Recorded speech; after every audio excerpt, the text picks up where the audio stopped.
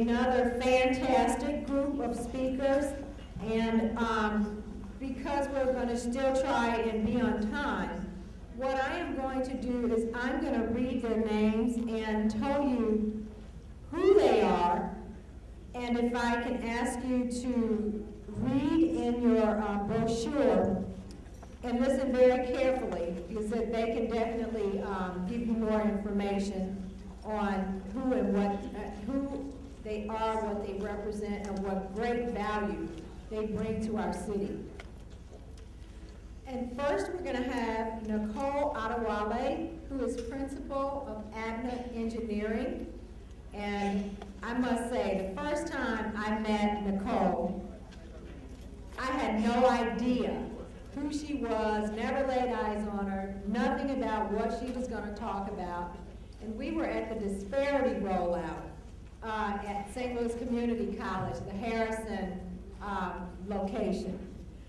And I just kept looking at her, and when Nicole stood up and answered her question, I was like, I knew she was a powerhouse all by herself. Thank you, Nicole. Jeff Fowler, who is the VP of Marketing and Communications at St. Louis University, which happens to be my alma mater, and I'm very, very proud. Charles Henson is Project Director for NBDA St. Louis. Dorothy White Coleman, Attorney and Member Managing Partner. David Noble, Community Development of CRA Midland States Bank. David happens also to be one of the sponsors in his bank, so you can thank him for the refreshments that were prepared here today. Thank you, David, very much. And Amber Gooding is the Assistant Director of MWBE DBE at Lambert, St. Louis. And I must also say a little bit about Amber. Amber is pretty much new to St. Louis, and I got a chance to meet her when she kind of first arrived, and Amber and I had a lot of good conversations, and I tell you what, this is one really, really smart young lady. Not that we all aren't, but I just had to say that about Amber, just seeing her come into St. Louis and work with the MWBE program and the DBE program. And I also sit on the Process Review Committee with Howard, and the Process Review Committee is one of the committees that accepts or denies certification for those companies that come in and want to be certified as minority companies. And Amber, I tell you, she can answer so many questions about what it is, what is not, and she also gives great information to those who are kind of wavering the fence of whether or not they really should be, and if they are ready or not to actually proceed with the process. So again, have a good afternoon. Please enjoy the botanical garden when you're done, and we'll have Nicole.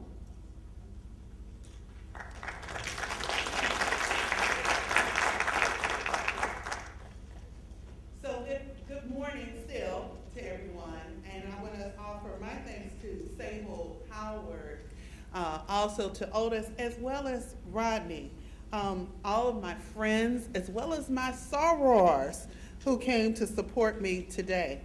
There was a statement made this morning about not only the diversity of the panel, but the diversity of the group that came out. And when it comes to St. Louis, a lot of times, if we say there is a diversity summit, well, only people of color and a few key people come out. If we say there is a larger business summit on development or construction or what have you, only a different sort of population comes out. And so I'm pleased to see that today, that even as the crowd has thinned out, we still have a great group that really looks like St. Louis. So today this morning I'm going to talk about who I am, And I'm gonna reset because I want to stay on time. And so I'm timing myself. But talk about who I am, what ABNA is, and what leadership looks like for us in the community. There we go, I point that way. So, for those of you who do not know who I am, so I am one of the founders of ABNA, which has 3 offices. We're licensed in about 8 different states. I'm a native St. Louis and actually native U-City, and so thank you for putting 2 U-City people on your panels today. But I did receive a Bachelor of Civil Engineering from Georgia Tech. I am a mother of 4, and I do a lot of volunteering, which is going to be key again to who and what I am and why we are successful.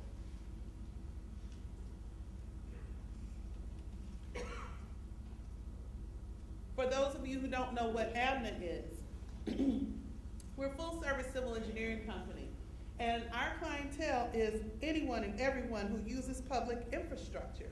If you need clean water, if you need clean air, you need a way to get from one place to another, we have our hands on those kinds of things.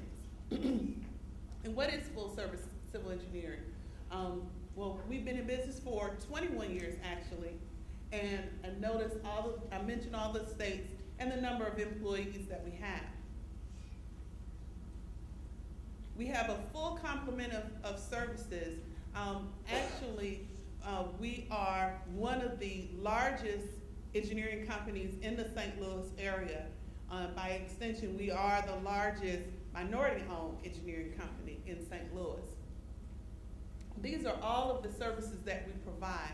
We work for the City of St. Louis Public Schools, University City Public Schools, Monsanto, IDOT, MoDOT, as well as Salvation Army, a number of different organizations in various different capacities over the years. And these are just a sample of some of the projects that we're very proud of. But again, today is about leadership. Now, I pause here to talk about our people, because that's part of that leadership. And remember, I talked about volunteerism. So we serve our people and we develop our people. We have a very, very diverse staff. We talked about immigrants before, and we call ourselves the United Nations of Engineering Companies, in that we have people who are from every continent except for Australia that work for us. We also have had 3 of our interns and or mentees have become full-time employees in those 20 years, and all of that has really happened in the last 5 years. And last year, we were very excited to have 6 students of color be interns at our company, and one of those became that 3rd employee to become full-time. So I mentioned before, top 25 largest engineering firms in the St. Louis Business Journal. And we didn't get there just by being a fabulous engineering company, which we are. But we got there through our friends, through relationships, through the support of the community, many of whom are in this room today. Excuse me, I want to pause here and talk a little bit. Again, we're talking about leadership, and for me, leadership is about service, which I learned from my parents and my grandparents. So we serve our employees, we serve our clients, we serve the community. Before, not many people have talked about the challenges, and so as one of the 2 minority-owned businesses on the panel, a lot of organizations, I do want to talk a little bit about the challenges. Our mayor said that he wants us to get past tolerating and accepting. And I would also add celebrating. And for us, that's been the biggest challenge, because when we're just tolerated as a box to check off on a proposal, then there isn't much room for growth. But those business partners, those friends who have celebrated and supported us, They have allowed us to grow with very quiet but strategic support. And that's how companies grow, is through relationships. For St. Louis to grow, we must improve public education for all, especially in communities of color. We need to have STEM education to move forward in all schools. As business owners, we must learn to step outside of our socioeconomic comfort zones, and that is all colors of the rainbow, to build better relationships and create true access in the community.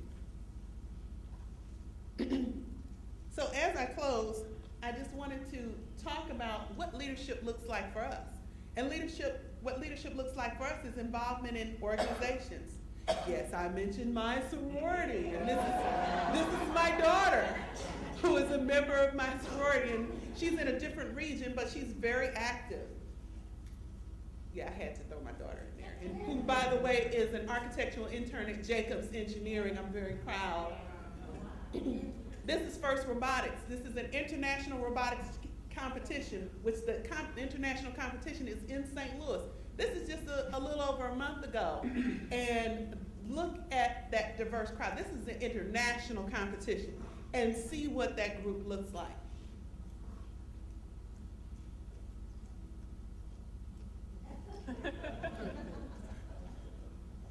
Okay, it's gonna keep moving. The next picture you will see is stuck. There we go. Okay, great. Also, building on first, this was taken at the National Society of Black Engineers annual convention, which, by the way, the St. Louis Gateway Chapter's pre-college initiative, this is our chapter of NSBE that serves students 6 through 12, is the national chapter of the year. But also, we're building partnerships with FIRST to bring STEM to students of color. That's one of the ways how you lead, is by building those partnerships and networks. I'm also a member of Top Ladies of Distinction. And one of our signature projects is Top Teams of America. So our main purpose is to serve those. Also, leading in your houses of worship. And so this is my husband and business partner meeting with the men of our church to serve the community. This is another picture from robotics, but this is University City Public Schools, and this is our superintendent, Joylyn Pruitt. And again, we serve in our community. We know that public school is not for everyone, but we've chosen that for our children and have chosen to invest in the public schools, and not just U City, but we also invest in St. Louis Public Schools as well. This is the St. Louis Science Center, again, where we serve the community in STEM. And so that is the end of my program, and end of my talk, and I look forward to talking to you more about how we can create a better community in St. Louis to lead us to a better future. Thank you.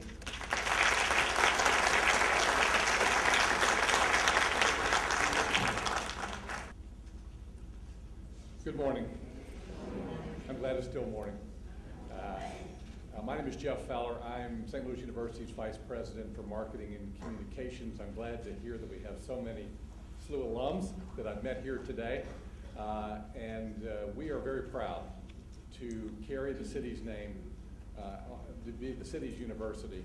And I want to say right off the top, I'm going to have a number of slides here, and I promise you I'm not going to read all the bullet points on there, but SLU really does have a commitment to work with the people in this room, the agencies, the companies in this room to help grow the St. Louis community and increase diversity and inclusion across the region. I'll talk a little bit about that. If by by some chance you say, you're looking at me and you go, yeah, I recognize that guy from somewhere, I don't realize where.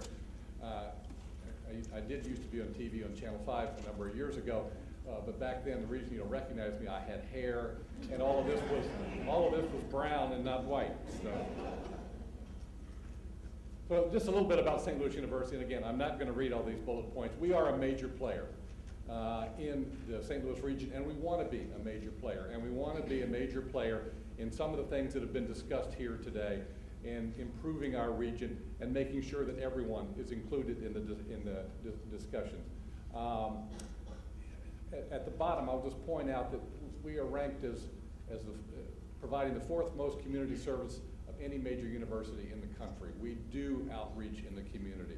We are engaged with our community and the neighborhoods around us, and we do have a large economic impact on the St. Louis area. So we want to be a player, and we want to use that to help our community.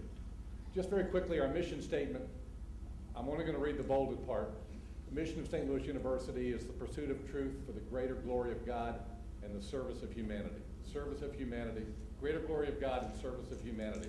So what we say at St. Louis University is, yes, we provide an outstanding education, but we want to see that education used to better humanity and mankind. On the student diversity side, we've made great progress. We need to make more progress. And we'll be the first to say there's more that we can do, and we know that. We have a history of inclusion. We are very proud to say that we are the first university in a former slave state to have a formal policy of admitting African American students. And that was in 1944. We're very proud of that. There's much more we want to do. We want to be a more diverse and have a more diverse student body. We have a number of plans in place to do that. A lot of that goes back to what some other people said earlier this morning about developing that K through 12 pipeline, making sure that we are out in the community, our students, our faculty, our staff are working out in with the public schools and the other schools in the community to develop that pipeline to prepare students to be ready to do college work. And we're doing a lot of that, much more than we've ever done before. And we know affordability is a big issue, being able to afford higher education, whether it's at the community college level, at a public institution or a private institution like SLU. We have greatly increased the amount of financial aid, especially for students of need. We want to make a SLU education available and affordable, and we also are working very hard to make sure that fewer of our students who graduate with debt. We know that is a problem. We have a number of initiatives going on right now across the university, many of which you've read about. I'll go down to the bottom of that slide. At one time in the week of October 13th of 2014, the hashtag #OccupySLU was the most mentioned hashtag on Twitter in the entire world. You know that we had an encampment at SLU. What came out of that, and with our new president, Dr. Fred Costello, was what has become known as the Clock Tower Accords that have resulted in really 12 points. But also it is worked toward making sure that we at SLU are talking with our community, we're talking with our students of color, and we're having ongoing dialogue, and we are working to increase diversity on our campus, but also making sure that we are working in the communities around us, and specifically in North St. Louis and Ferguson and North County, so that SLU is a part of that. What came out of that was a group called the Access and Success Group. It meets bi-weekly on campus. It includes campus representatives, members of our faculty, members of our student body, and members of the community, working on achieving all of the points that we're part of the Clock Tower Accords. And then the very last bullet there, we are just about to appoint, and I think it's probably going to happen within the next week and a half or 2 weeks, a new position we've never had before, a special assistant to the president for diversity and inclusion, to make sure that diversity and inclusion are key, at top of mind in all that we do across the university. And then there you can see some of what we do across the community. We partner with approximately 45 different agencies across North City and North County. We also work with our sister schools, Washington University and University of Missouri St. Louis, in some of these initiatives. There is a lot going on. We have at least one graduate of our law school here, in fact more than one. We have several graduates of our law school, and I want to say our law school and its legal clinics have for many, many, many years been providing services to the community free of charge for those who don't have the ability to pay for legal services. but really do have needs and make sure their legal needs are met. And then this is, it's very long, and I'm just going to point out to you, this is our student oath of inclusion. So this was not something that was written by the administration. This is an oath of inclusion that was written by our students.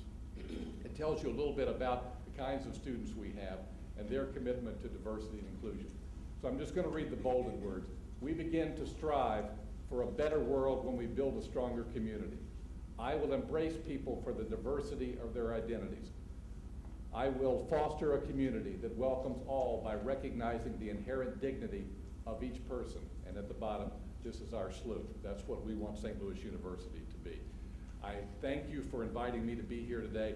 I would say in conclusion that SLU wants to be a part of these conversations, wants to partner with you, wants to make our community better.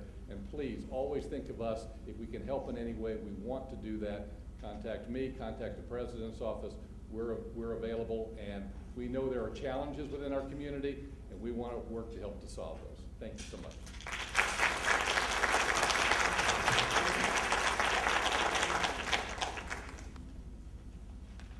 Is it still morning? Yes, good morning. Good morning, everyone. I am Charles Henson, and I'm project director of the Minority Business Development Agency, and I'll talk a little bit about that first. But let me let you know that I'm not from U City. I didn't grow up in U City. But I did grow up in a world-famous city, okay? Everybody probably may have heard of it lately. Ferguson, that's right. So believe it or not, I have been part of a great deal part of the city of Ferguson for the past 20 years, really leading the discussion on race and diversity, believe it or not. I started a program called PROUD, People Reaching Out for Unity and Diversity, in 1995. And actually, I believe that discussion over the past 20 years actually kept the city of Ferguson alive, because we started talking about it when it was really not a great subject to talk about. But anyway, so with regard to leadership, you know, and I think Tony said it earlier about sometimes it's not popular to talk about subjects that are uncomfortable. And certainly, let me tell you, there were times over that past 20 years in the city of Ferguson when they said, they saw me come to the podium and said, oh man, Al Sharpton's back up or something like that, you know. But certainly I was not that braggadocious. But anyway, I knew that when things have to be said, you've got to have that discussion regardless of the consequence. And that's what we're all here about today to talk about.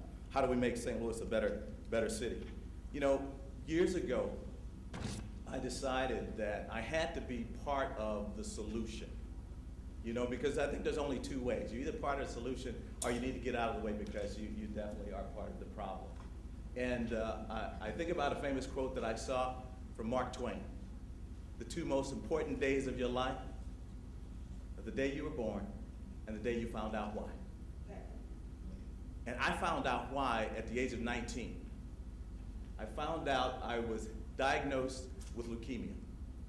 And as a young athlete coming out of high school, and I'm sitting there, I'm in college at the time, and I did not know what cancer and leukemia was all about, really, because that wasn't the first thing on my mind. But after spending several years in that hospital, 2 months, several years on chemotherapy, but while I was in that hospital, I experienced a couple of things that really changed and really just strengthened my faith in my Creator. And I promised at that time that my life would be dedicated to making the lives of people around me better. And so the position that I hold today is really part of that blessing. I really believe it. You know, and if you look at my career, when you read it in the bio, it talks about all the different things I've done, and I've gone full circle from working in corporate. I graduated from Washington University, degree in architecture, did that, had the opportunity to work for, then I started my own company with regard to technical recruiting and placement and training and development. Then I had the promise and the blessing to work for McCarthy for a year I spent there and helped out to look at how minority business inclusion needs to be a part of the segment of our society. And now, coming back and serving under the MBDA, which is the Minority Business Development Agency, the only federal agency under the Department of Commerce with the main objective of growing and developing existing minority businesses around the country. There's 44 centers in this country, And what we do is we help businesses grow and develop. And what we do is we take them from wherever you are and try to get you to that next level.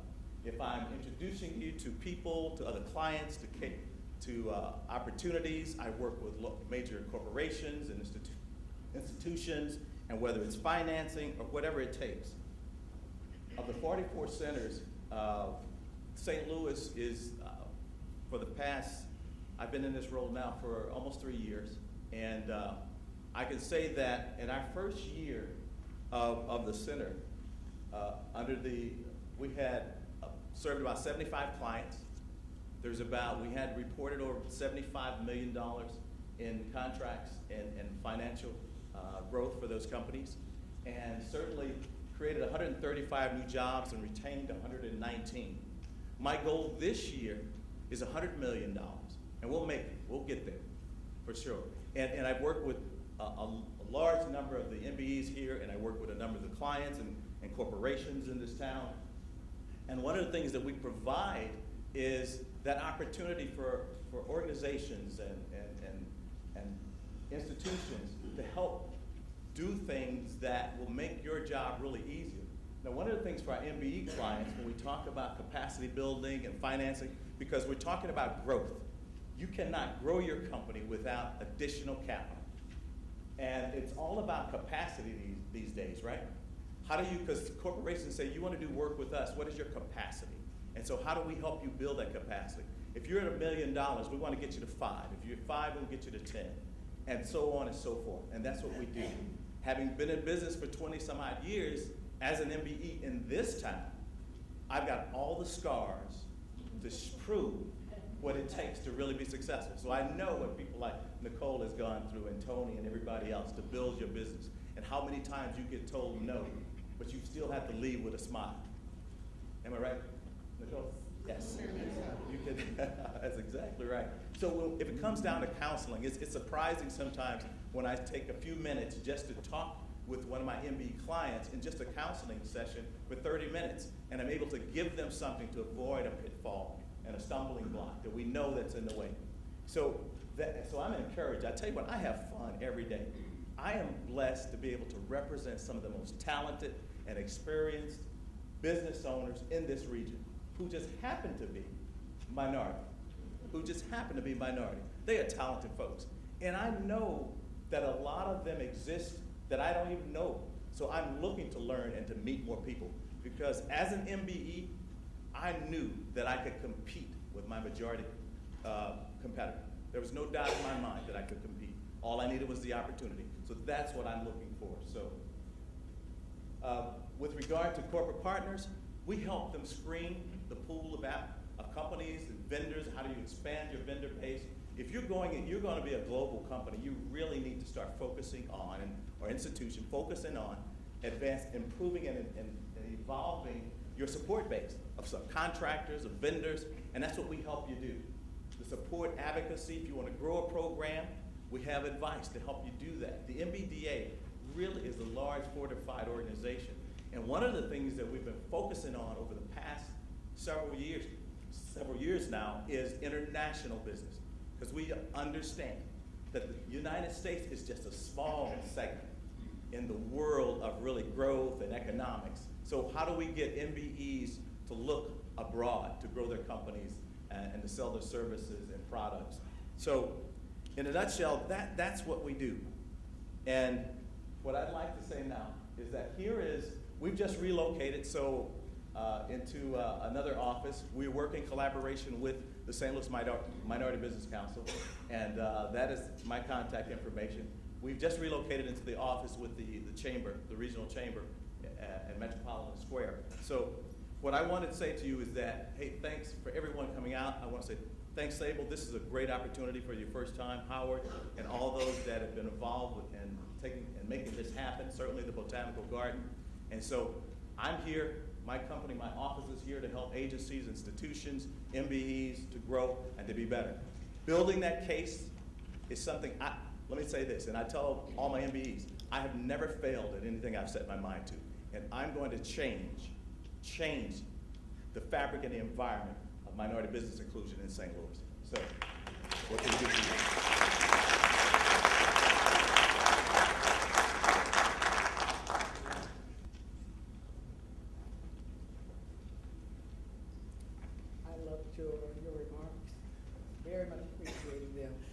morning. Good to see everyone today. My name is Dorothy White Coleman, and I certainly appreciate the opportunity to appear before all of you and speak this morning. Although I'm a lawyer, before I tell you about my background and my business, what I'd like to do, because that's what I do, is make the business case for diversity and inclusion. And I know we all know it. We heard this morning from a number of the panelists that diversity doesn't mean just black and white. It means people of color. You heard Anna this morning speak about attracting and retaining immigrants. When we do that, include all people of color and their businesses in our economy, in every segment of our economy, what happens? Those businesses in turn employ individuals. They take those people off of the employment rolls. Those people in turn purchase goods and services. They pay taxes. The businesses pay taxes, city earnings taxes, state taxes, other local taxes. Those taxes in turn help the city. The city is able to provide better services, more services, and that increases the city's well-being, all of our well-being. It increases the tax base, which makes us have a better city and a city that's able to provide the kind of services that we need. So diversity is just good business, and it's necessary.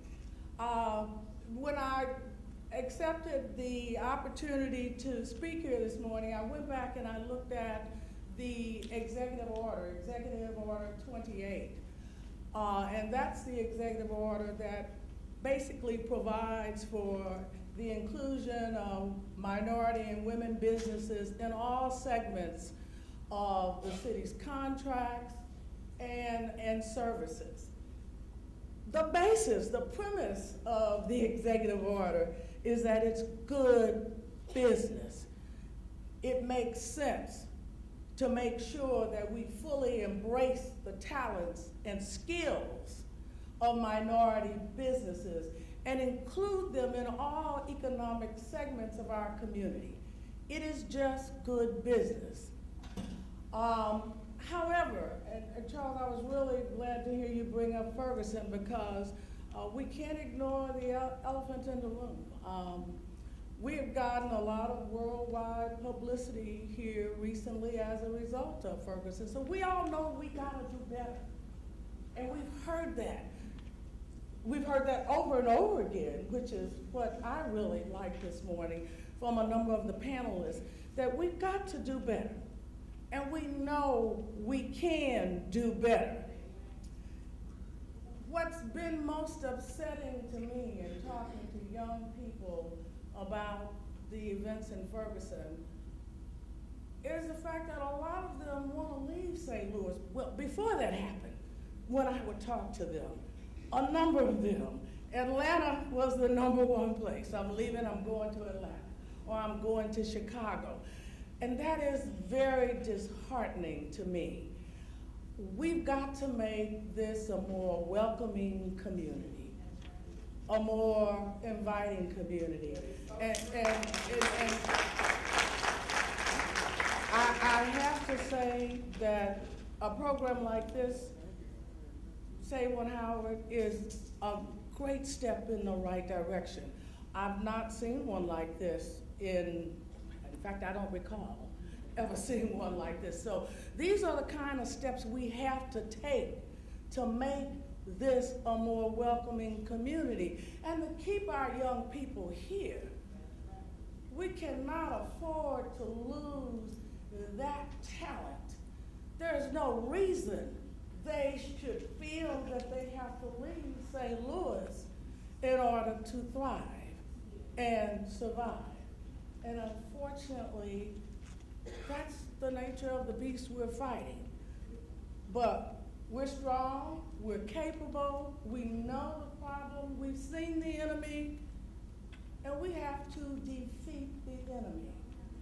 It's necessary to make sure that we create the kind of community that we all want and where we can all survive, not just thrive.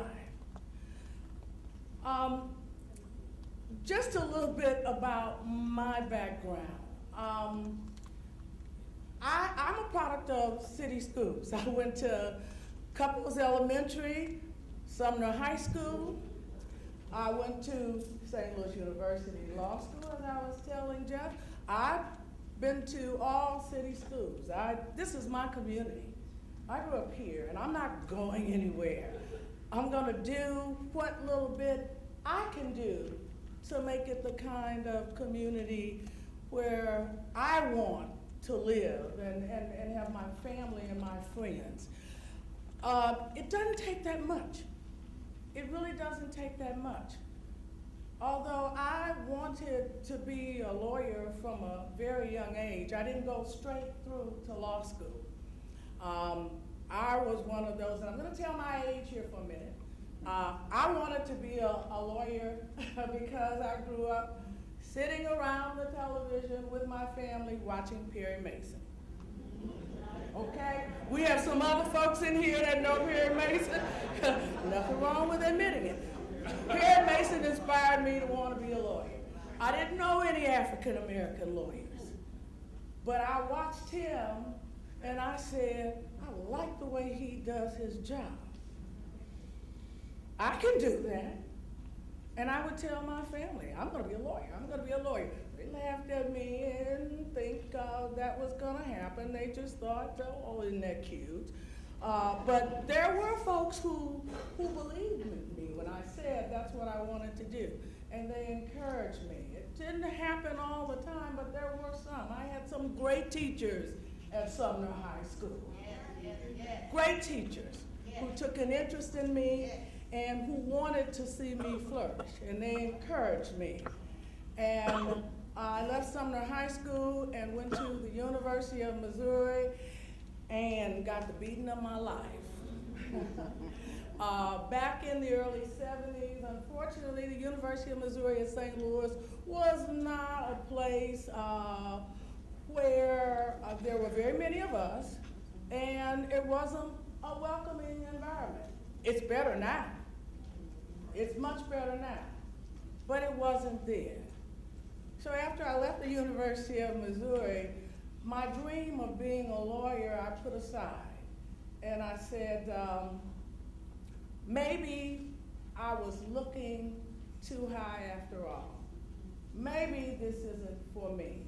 So I took a break, got a job as a social worker, and everything that I came back to kept bringing me back to the law. I worked with kids in foster and juvenile placements, and there were things that I wanted to do. Can't do that, the law says this. Well, let's change the law. Can't do that, the law says this. I said, okay, something's telling me I need to go to law school. The interesting thing is, although I did give up my job and I went to law school, and Jeff, I have to say this about St. Louis University. I participated in the St. Louis Summer Internship Program, and that was a program at that time, and I hope it's still in existence, I think it is, that allowed African American law students, African American students in the program for the summer, and you took a course, and if you passed those two courses, so there were two courses, then you were admitted in the law school. Because our LSAT scores were not as high as some of our white counterparts, they didn't focus on that as much. Well, I went through that program, and I said, if they let me in, they don't have to worry. I will make it out, and I did. And thank you. And I'm not saying saying this to be braggadocious. I'm saying something about St. Louis University. When I got into St. Louis University, I flourished. It was a totally different climate and environment from what I experienced at the University of Missouri, St. Louis. I did very well at St. Louis University, so well that I got an offer from a large law firm. And there were things and opportunities that that firm offered me that I decided to capitalize on. And as a result, I didn't end up going back reforming the juvenile court system, but I met a lot of good people, got a lot of good experience, and I learned how to practice law and about the business of practicing law. There's a difference between practicing law and running the business of the law. That law firm taught me that. And I left there eventually because I've always had this entrepreneurial spirit. My dad had a small contracting business. And I had that spirit. I wanted to do my own thing. And from there, I did. I joined two young men, and we, at that time, developed a law firm. And it's sad to say this, I'm not bragging again. It became one of the largest African-American law firms in the city of St. Louis. And even today, all we had were like 12 employees, but even today, there's not an African-American law firm that's any larger than that. So it said something again about the climate and how we've all got to be better, and we've got to do our jobs to make this the kind of city we all want this to be.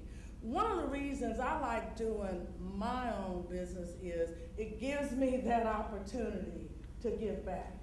Every year, I take on an intern from the St. Louis Summer Internship Program because I don't want those children to say what I had to say. I didn't know any black lawyers.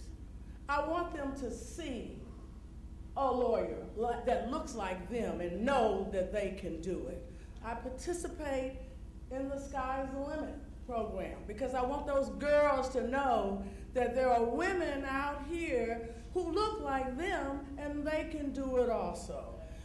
That's one of the best things about having my own firm is that I can offer them the kind of opportunities that I did not have, and I love that. I need to say something about community service, however.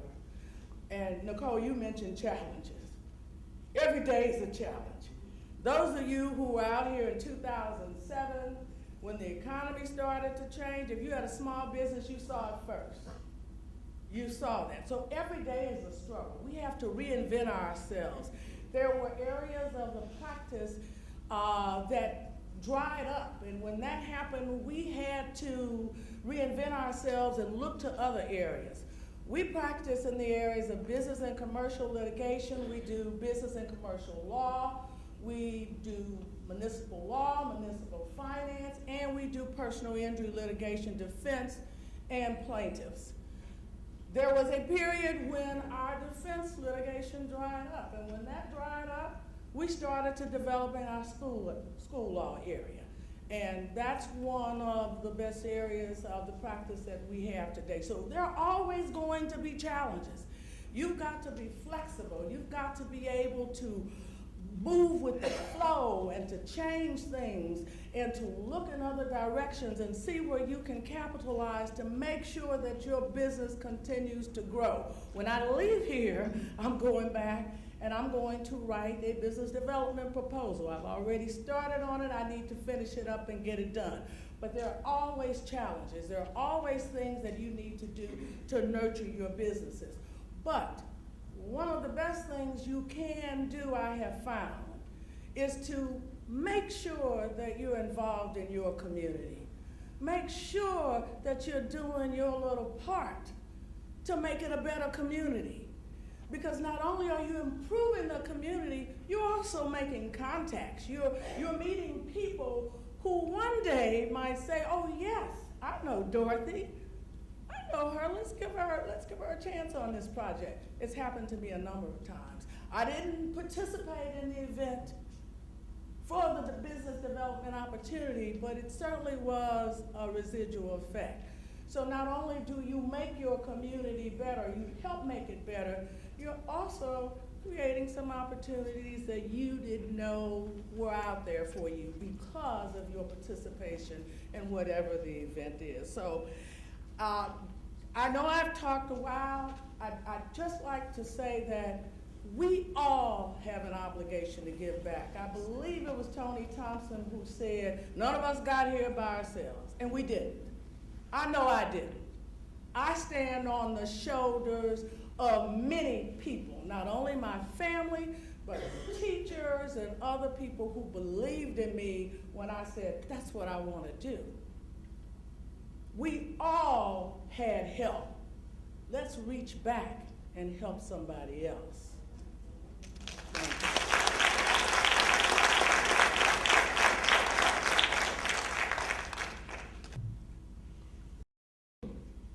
Well, finally, it's afternoon. Good afternoon, everybody.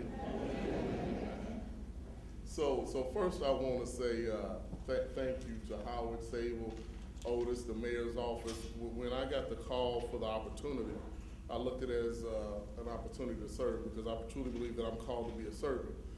In my job, I'm called to be a servant. In my household, I'm called to be a servant. In the community, I'm called to be a servant. So this is just another opportunity for me to serve a community that I grew up in and that I love. And then also be of value to my organization. We're talking about what we're doing and also my profession, but what we're doing in our profession. I am the Community Development and CRA Officer for Midland States Bank. And with that, I have two charges in my job. First, I'm gonna talk about what my job is, and then as it relates to what we're talking about today. It's two aspects in my title, Community Development and CRA. The CRA side is the Community Reinvestment Act of 1977. Some of you might be familiar with it, some of you might not be familiar with it. But it speaks to, and I won't read off the PowerPoint, you all can read that. It speaks to about equality in the community as the bank serves the community that it gains deposits and loans from. And equality from an income perspective, not race or gender, but an income perspective. That's the compliance side. That's the rules, so to speak. You have, for banking institutions, we have several exams that we have to deal with, depending on the size of the bank. A CRA exam, so it's classified by small banks, intermediate banks, large banks, and limited purpose and wholesale banks. So our regulators actually grade how we are serving the community. This can keep us from expanding into new branches, mergers and acquisitions. So it's something that we're graded on and how we serve the community. You have several criteria for the most part: community development loans, CRA investments, and CRA services. So with that comes the opportunity to almost engage everybody that you saw on both panels today.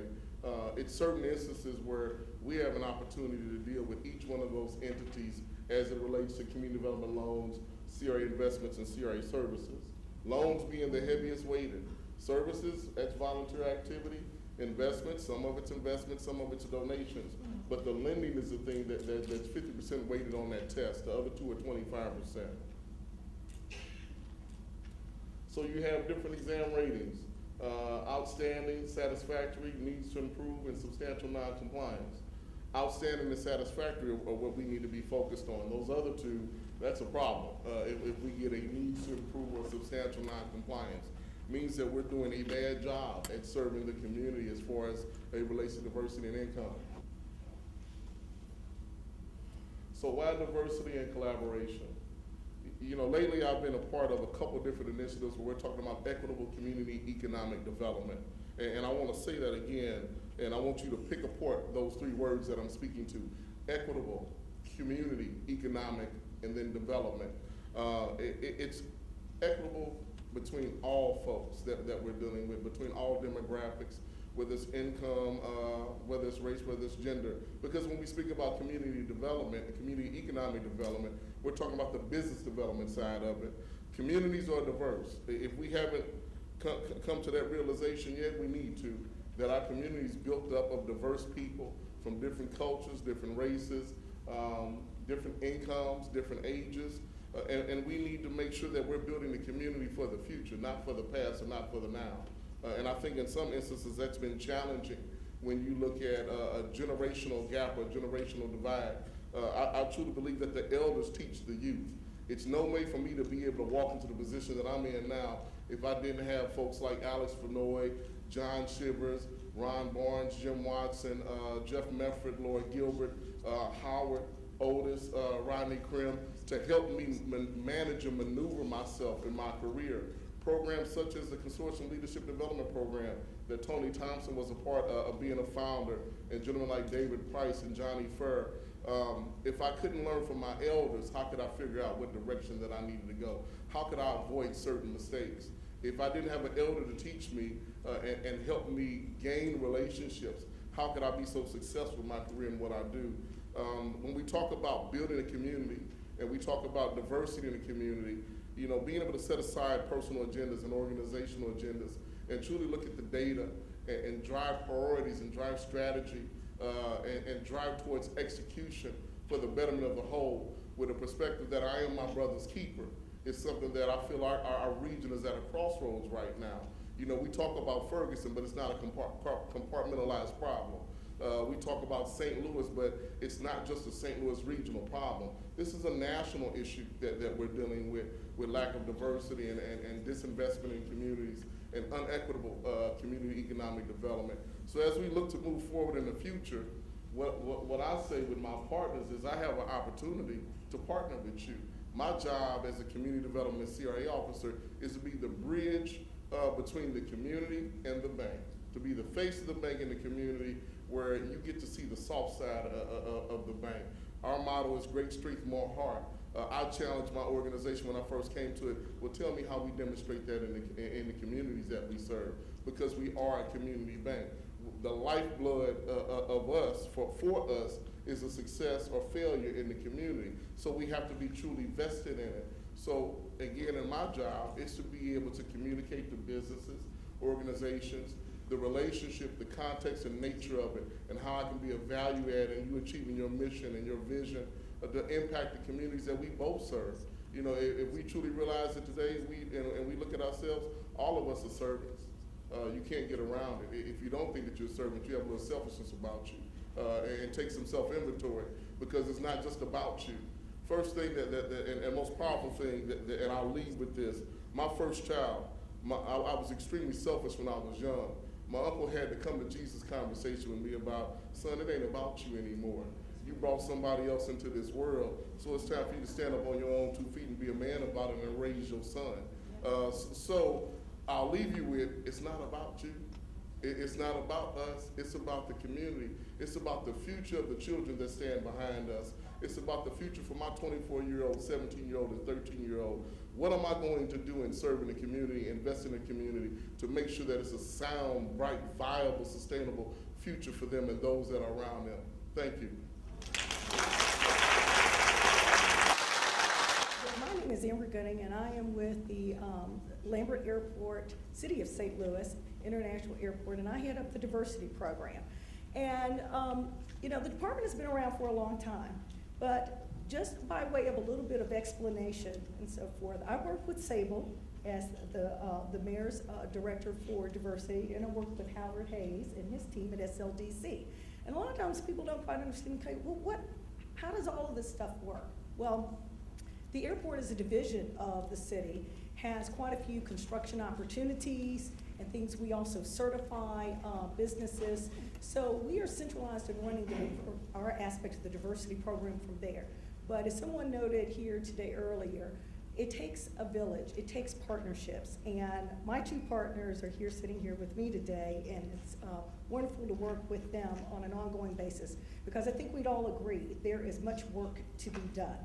And one thing that this program, I think, has certainly shown us here today, and again, thank you, I have learned so much from sitting here today and from people, and gotten so many great ideas of, again, continuously to be able to partner with people, is that there's still so many voids. So one of the things I wanted to do today was to really just sort of point out some things about, in terms of what we're doing at Lambert Airport under our opportunities, and how those things cross over and how we help to support all of the city's efforts in terms of contracting opportunities with the city. So just a little bit, okay, here we go, okay, and so forth. Just a few facts about Lambert Airport. So, in fact, I'm trying to see if I can see it here.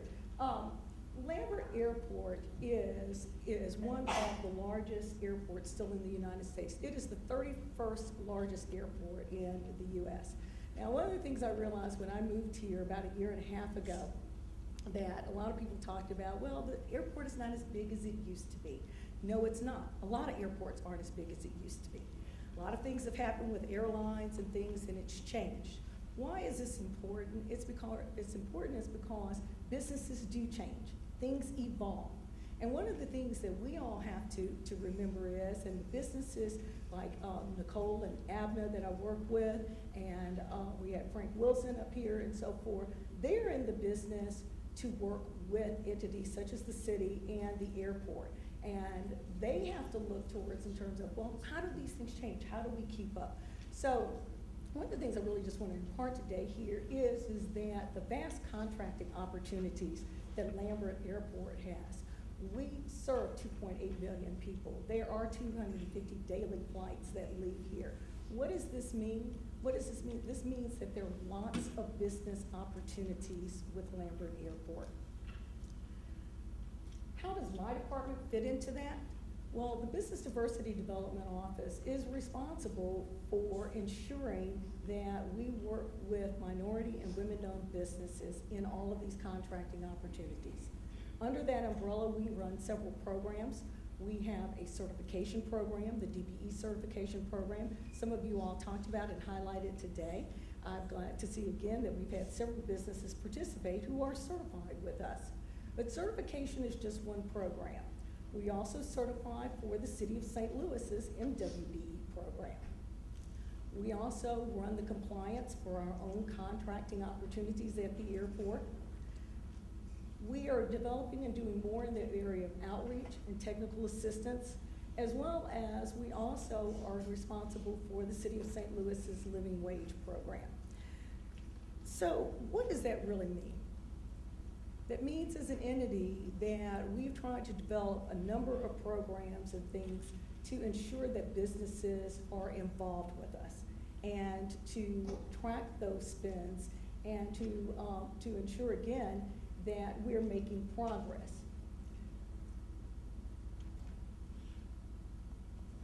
Some of those business opportunities I want to highlight that are in the areas of construction, architectural engineering, services, supplies, and concessions. Annually, these projects probably amount to several $1 million. I did a little research not long ago for, at the request of actually MoDOT, and research for the past 10 years, just under our federal programs. The City of St. Louis Lambert Airport had spent close to $50 million with MWDBE businesses over a 10-year period. That's roughly about $4 million a year, which that's just under the federal program. That does not even really include the city's local program. Some of the things that we're trying to be responsible for or highlighting more within my department is being more of a resource. When you're a governmental agency, it is sometimes difficult. We have constraints. But one of the things, and we talk about leadership here, and I'll get to that in a minute and share a little bit more with you about my background and what I feel like I've tried to bring to our department. These jobs aren't easy. They aren't. When I came here and I interviewed for the job before I took it, one of the things that our airport director, and she asked me about, was a few questions about, you know, how would I work with my staff? That they felt like sometimes that they were not appreciated, because let's face it, we have people who complain and so forth if they don't get certified in a timely manner. We have people who complain if they don't get contracts. We have complaints from prime vendors and contractors and things like that who frankly just don't like the programs. So sometimes they feel a little beaten down. And one of the things that I vowed that I wanted to help bring to the program was really more of a sense of a pride. We've had some great people in these roles, and I wanted to continue that legacy.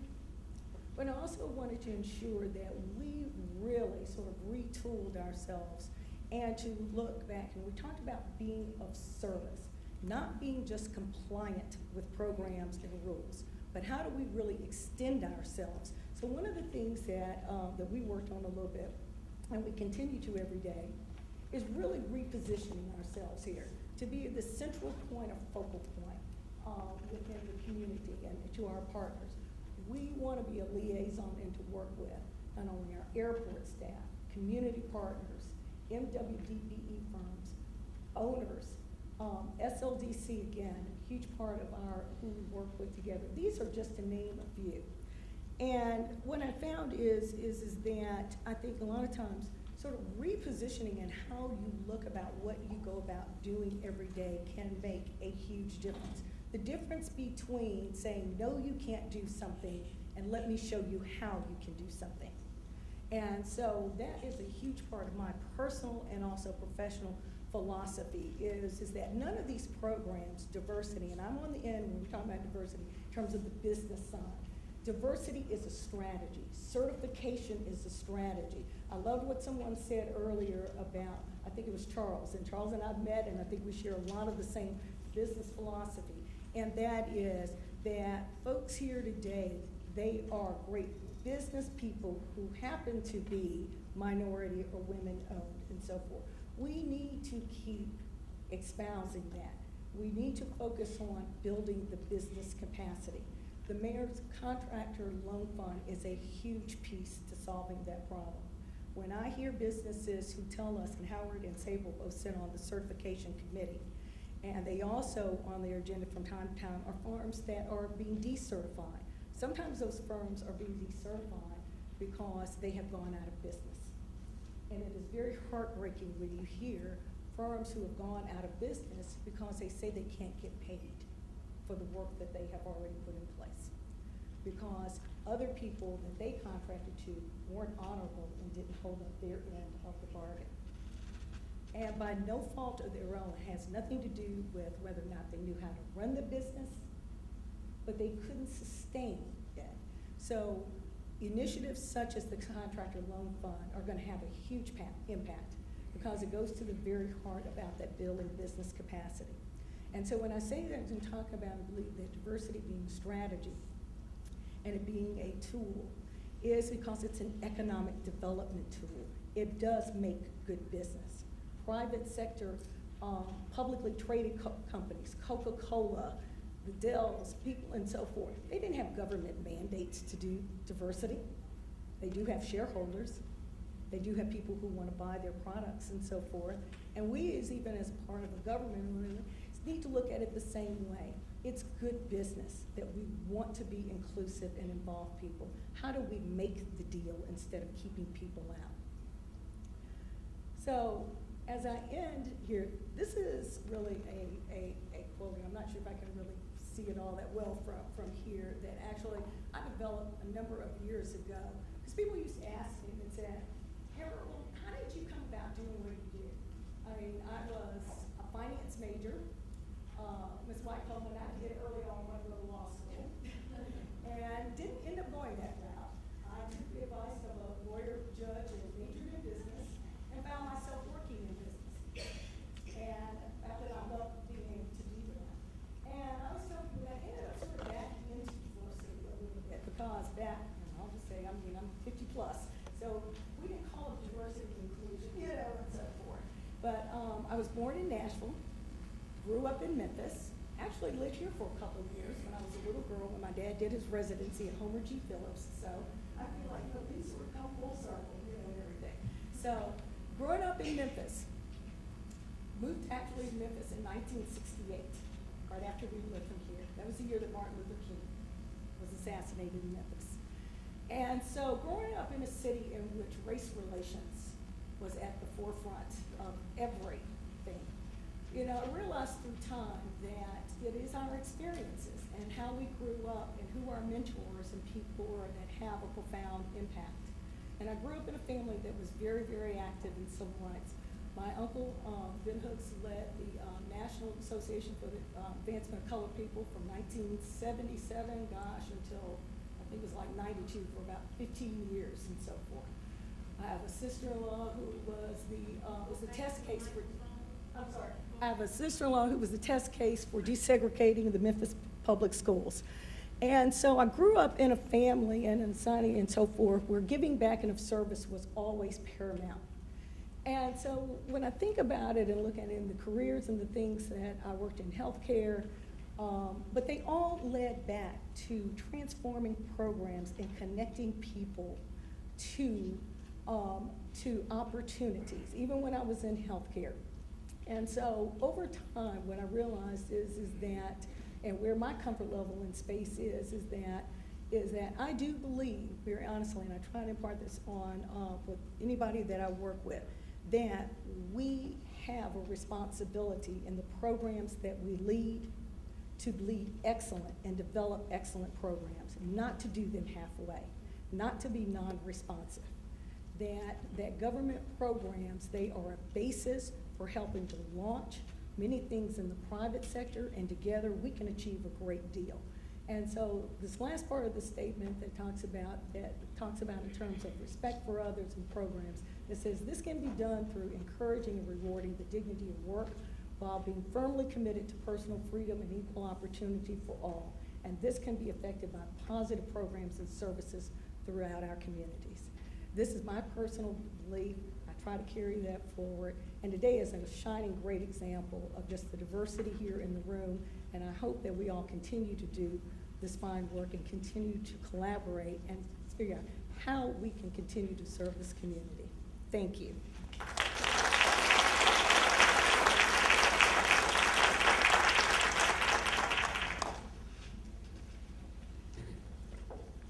As we move to closing, my assignment from Sable is to close us out and to bring, on behalf of Mayor Slay and the St. Louis Development Corporation, a great thank you for attending our first symposium.